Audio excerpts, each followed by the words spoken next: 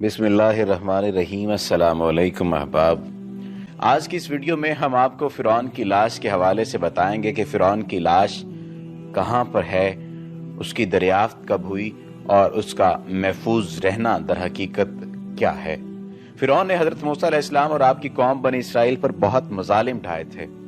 دراصل فرعون اس وقت کے بادشاہوں کا لقب تھا، جو بھی بادشاہ بنتا اس کو فرعون کہا جاتا تھا۔ ڈاکٹر مورس بکائیے کی تحقیق کے مطابق بنی اسرائیل پر ظلم و ستم کرنے والے حکمران کا نام رامسس دوم تھا۔ بائبل کے بیان کے مطابق اس نے بنی اسرائیل سے بیگار کے طور پر کئی شہر تعمیر کروائے تھے، جن میں سے ایک کا نام رامسس تھا۔ جدید تحقیقات کے مطابق یہ تیونس اور قطر کے اس علاقے میں واقع تھا جو دریائے نیل کے مشرقی ڈیلٹے میں واقع ہے۔ رامسس یعنی فرعون کی وفات کے بعد اس کا جانشین مرنفتح مقرر ہوا۔ اسی کے دور حکومت میں اللہ تعالیٰ نے حضرت موسیٰ علیہ السلام کو بنی اسرائیل سمیت مصر چھوڑنے کا حکم دیا۔ چنانچہ جب حضرت موسیٰ علیہ السلام بنی اسرائیل کو ہمراہ لیے دریائے نیل پار کر رہے تھے، یہ بھی اپنے لشکر سمیت ان کا پیچھا کرتے ہوئے دریائے نیل میں اتر پڑا، مگر اللہ تعالیٰ نے بنی اسرائیل کو دریا پار کروانے کے بعد دریا کے پانی کو چلا دیا اور فرعون کو اس کے لشکر سمیت ڈبو کر ہلاک کر دیا۔ اس سارے واقعے کو اللہ تعالیٰ نے مندرجہ ذیل جو ابھی آیات کا ترجمہ آپ کو سناؤں گا اس میں بیان کیا ہے۔ فرمایا، اور ہم بنی اسرائیل کو سمندر سے گزار لے گئے، پھر فرعون اور اس کے لشکر ظلم اور زیادتی کی غرض سے اس کے پیچھے چلے، حتیٰ کہ جب فرعون ڈوبنے لگا تو بول اٹھے، میں نے مان لیا کہ خداوند حقیقی اس کے سوا کوئی نہیں ہے جس پر بنی اسرائیل ایمان لائے، اور میں بھی سر اطاعت جھکا دینے والوں میں سے ہوں۔ جواب دیا گیا، اب ایمان لاتا ہے، حالانکہ اس سے پہلے تک تو نافرمانی کرتا رہا اور فساد برپا کرنے والوں میں سے تھا۔ اب تو ہم صرف تیری لاش ہی کو بچائیں گے تاکہ تو بعد کی نسلوں کے لیے نشان عبرت بنے، اگرچہ بہت سے انسان ایسے ہیں جو ہماری نشانیوں سے غفلت برتتے ہیں۔ ان آیات میں اللہ تعالیٰ نے ایک پیشین گوئی فرمائی ہے کہ ہم فرعون کی لاش کو محفوظ رکھیں گے تاکہ بعد میں آنے والے لوگوں کے لیے وہ باعث عبرت ہو، اپنے آپ کو خداوند کہلوانے والا، اور پھر اس کی لاش کو دیکھ کر آنے والے نسلیں سبق حاصل کر سکیں۔ چنانچہ اللہ کا فرمان سچ ثابت ہوا اور اس کا ممی شدہ جسم 1898 میں دریائے نیل کے قریب تبزکیہ کے مقام پر شاہوں کی وادی سے اوریت نے دریافت کیا تھا، جہاں سے اس کو قاہرہ منتقل کر دیا گیا۔ ایریڈ اسمتھ نے 8 جولائی 1907 کو اس کے جسم سے غلافوں کو اتارا تو اس کی لاش پر نمک کی ایک تہ جمی پائی گئی تھی، جو کھاری پانی میں اس کی غرقابی کی ایک کھلی علامت تھی۔ اس نے اس عمل کا تفصیلی تذکرہ اور جسم کے جائزے کا حال اپنی کتاب شاہی ممیاں 1912 یعنی 1912 میں اس نے یہ کتاب لکھی تھی، اس میں درج کیا۔ اس وقت یہ ممی محفوظ رکھنے کے لیے تسلی بخش حالت میں تھی، حالانکہ اس کے کئی حصے شکستہ ہو گئے تھے۔ اس وقت سے ممی قاہرہ کے عجائب گھر میں سیاحوں کے لیے سجی ہوئی ہے۔ اس کا سر اور گردن کھلے ہوئے ہیں اور باقی جسم کو ایک کپڑے میں چھپا کر رکھا ہوا ہے۔ محمد احمد ادوی دعوت الرسول اللہ میں لکھتے ہیں کہ اس لاش کی ناک کے سامنے کا حصہ ندارد ہے، جیسے کسی حیوان نے کھا لیا ہو، غالباً سمندری مچھلی نے اس پر منہ مارا تھا۔ پھر اس کی لاش الوہی فیصلے کے مطابق کنارے پر پھینک دی گئی تاکہ دنیا کے لیے عبرت ہو۔ جون 1975 میں ڈاکٹر مورس بکائیے نے مصری حکمرانوں کی اجازت سے فرعون کے جسم کے ان حصوں کا جائزہ لیا جو اس وقت تک ڈھکے ہوئے تھے اور ان کی تصاویر اتاری، اور پھر ایک اعلیٰ درجے کی شعاع مصوری کے ذریعے ڈاکٹر ایل میلجی اور رامسس نے ممی کا مطالعہ کیا۔ ڈاکٹر مصطفیٰ منیالوی نے صدری جدار کے خرقنے سے سینے کے اندر اور سینے کے اندرونی حصوں کا جائزہ لیا۔ علاوہ ازیں اس کے پیٹ پر تحقیقات کی گئیں۔ یہ اندرونی جائزے کی پہلی مثال تھی جو کسی ممی کے سلسلے میں ہوا۔ اس ترکیب سے جسم کے بعض اندرونی حصوں کی اہم تفصیلات معلوم ہوئیں اور ان کی تصاویر بھی اتاری گئیں۔ پروفیسر سیکالتی نے پروفیسر مگنو اور ڈاکٹر دوریگون کے ہمراہ ان چند چھوٹے چھوٹے اجزاء کا خوردبینی مطالعہ کیا جو ممی سے خود بخود الگ ہو گئے تھے۔ ان تحقیقات سے حاصل ہونے والے نتائج نے ان مفروضوں کو تقویت بخشی جو فرعون کی لاش کے محفوظ رہنے کے متعلق کام کیے گئے تھے۔ ان تحقیقات کے نتائج کے مطابق فرعون کی لاش زیادہ عرصہ پانی میں نہیں رہی تھی۔ اگر فرعون کی لاش کچھ اور مدت تک پانی میں ڈوبی رہتی تو اس کی حالت خراب ہو سکتی تھی، حتیٰ کہ اگر پانی کے باہر بھی غیر حنوط شدہ حالت میں ایک لمبے عرصے تک پڑی رہتی تو پھر بھی یہ محفوظ نہ رہتی۔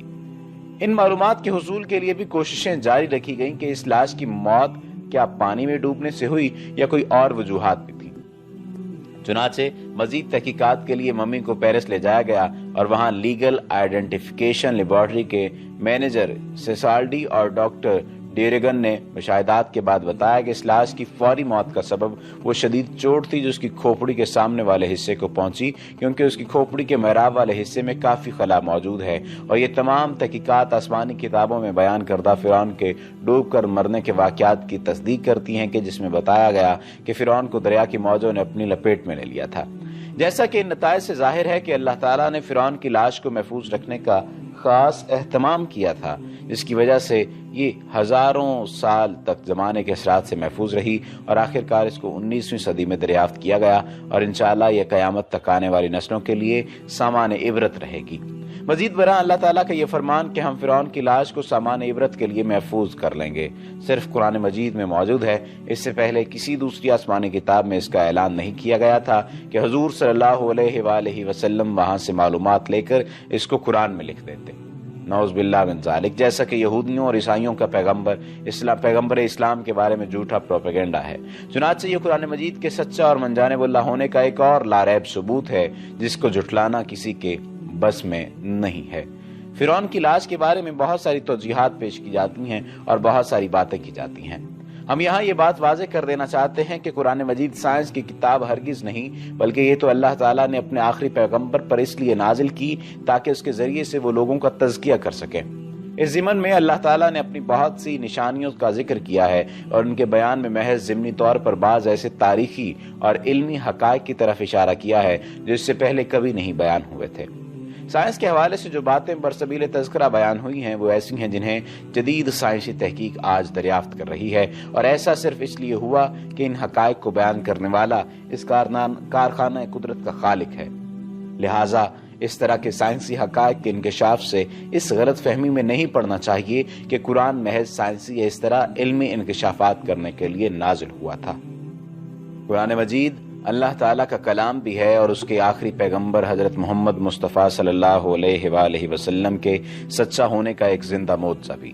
कुरानी मौजज़ात के सिलसिले में इस दफ़ा एक ऐसे मौजज़े की दास्तान दर्ज की जाती है जिसको पढ़कर ईमान वालों का ईमान ताज़ा भी होगा और मजबूत भी, और हर गैर मुस्लिम के लिए मौजज़ा एक मुजस्सम सवाल बन जाएगा कि इस अजीम निशानी के बावजूद भी कुरान मुनज़्ज़ल मिनल्लाह न मानने की आखिर क्या वजह है।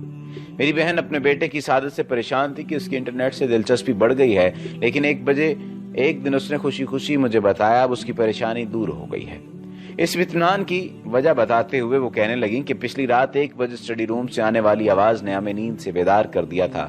मेरे शौहर रऊफ साहब जल्दी से उठे और डरते डरते एहतियात से स्टडी रूम की तरफ चल दिए। स्टडी रूम का दरवाजा खुला और कमरा रोशन था। उन्होंने दाएं तरफ देखा तो एक और हैरत ने उनके कदम थाम लिए। मुआज के कमरे की बत्ती भी रोशन थी। वो पहले उस कमरे की तरफ बढ़े, अंदर देखा तो कंप्यूटर ऑन है लेकिन मुआज वहां मौजूद नहीं। इस चीज ने उनकी तशवीश में मजीद इजाफा किया। अब वो दोबारा स्टडी रूम की तरफ बढ़े, दरवाजे के करीब आए तो फिर आवाज आई। वो दबे कदमे स्टडी रूम में दाखिल हुए और फिर उन्होंने इत्मीनान का सांस लिया। स्टडी रूम में माज उनसे बेखबर किताब पढ़ने में मसरूफ था। भाई ये कौन सा वक्त है तहकीक का?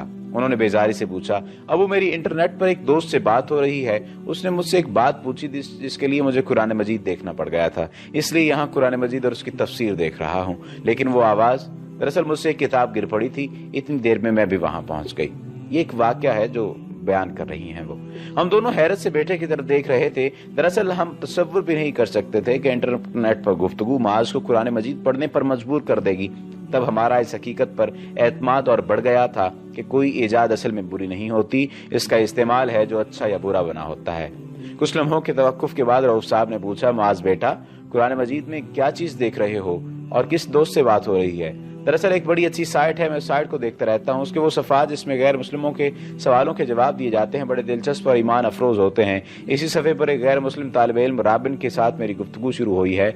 जाहिर है कि वो हम मजहब पर गुफ्तगू करते थे, क्यों हमारी दोस्ती हो गई। लेकिन आज उसने मेरे से एक मुश्किल सवाल कर दिया है। मैं बेबस इसी सवाल का जवाब तलाश कर रहा था। मिस्टर रॉबर्ट ने तुमसे कौन सा सवाल पूछ लिया?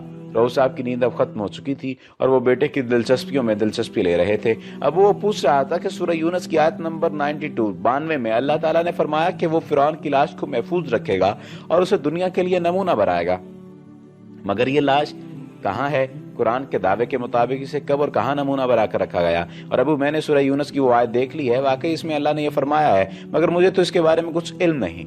मैंने कुछ तफसीरें भी देखी हैं, इसमें भी इसके मुतालिक नहीं, समझ में नहीं आ रहा कि अब रॉबिन को क्या जवाब दूं। रऊफ साहब मुस्कुराए और बोले, बेटा वो देखो दाएं तरफ अलमारी की तीसरी शेल्फ से 5वीं किताब उठाओ। वाज ने वो किताब निकाली, किताब अंग्रेजी में थी, उसका नाम था कुरान, बाइबल और साइंस। रऊफ साहब बोले, बेटे इस किताब में तुम्हें इस सवाल का बड़ा अच्छा जवाब मिल जाएगा और मेरे ख्याल में तुम आधे घंटे में ही उसे जवाबी ईमेल भेज दोगे। अब तुम किताब पढ़ो और हम सोते हैं। और हाँ बेटा, ये इतनी रात देर जागना कोई अच्छी आदत नहीं। कोशिश करो कि ज्यादा से ज्यादा 10 बजे तक जागो। रात देर तक जागने से फजर की नमाज भी कसा हो सकती है। ये कहकर उसके अबू अपने कमरे की तरफ चल दिए। सुबह उठकर माज ने बताया कि उसने बेचैनी से किताब की फहरिस्त देखी। किताब के इंडेक्स में फिरौन मूसा की लाश के अल्फाज देखे और मुतलका सफात निकाल कर उन्हें पढ़ने लगा। जैसे जैसे वो पढ़ता गया वैसे वैसे उस पर हैरतों और इंकिशाफात के नए दरवाजे खुलते चले गए। और इससे पहले जो वाक़या आपको बताया है, वो तमाम तर वाक़या जो दर्ज किया गया है, जो तहकीक दर्ज की गई है, उसने उस मिस्टर रॉबिन को भेजा और लिखा कि मिस्टर रॉबिन, मेरे पास आपके लिए बड़ी दिलचस्प खबरें हैं। आपको मालूम होना चाहिए कि मशहूर माहिर आसार कदीमा और रैत ने 1896 में फिरौन की मम्मियाँ दरियाफ्त की थी। रॉबिन ने जवाब दिया, तुम्हारा मतलब है कि मिस्र के उन हुक्मरानों की हनूद शुदा लाशें जिन्हें जमीन दोज मकबरों में रखा जाता था? बिल्कुल वही। फिर ऐसा हुआ कि 1907 में मिस्र के अजायब घर में रखी फिरौन की हनूद शुदा लाश को फफूंदी लग गई। अजायब घर की इंतजामिया ने इस मम्मी का मुआयना किया तो मालूम हुआ कि इसके ऊपर कपड़े की पट्टियां लिपटी हुई हैं, इन पर समुद्री नमक मौजूद है। खास किस्म का मिसाला लगाकर चुनके महफूज करते थे ताकि लाशें खराब न हों और सही हालत में रहें। इस तरह लाश में नमक का तो सवाल ही पैदा नहीं होता। यही सवाल माहिरीन के सामने था और फिर उसके लिए उन्हें पेरिस भेजा गया। यही तमाम तर वाक़या जो हमने आपको सुनाया, यही वाक़या दर हकीकत मिस्र के फिरौन का वाक़या है। उम्मीद है कि आज की ये वीडियो आपको पसंद आई होगी और आपको लाज़मी तौर पर इस वीडियो में बहुत सारे ऐसे इंकशाफात मिले होंगे जो कि आपकी इल्म में इजाफा का बाइस बने होंगे। अगर आपने अभी तक हमारे चैनल को सब्सक्राइब नहीं किया तो सब्सक्रिप्शन का बटन दबाकर सब्सक्राइब कर लीजिए और बेल का बटन दबा लीजिए ताकि आइंदा आने वाली तमाम वीडियोस भी आपको मुसलसल मिलती रहें। याद रहे कि तहकीक, ये रिसर्च इंटरनेट बेस्ड हुआ करती है और चंद किताबों की मदद से ये तहकीक की जाती है जो आप तक पहुंचाई जाती है।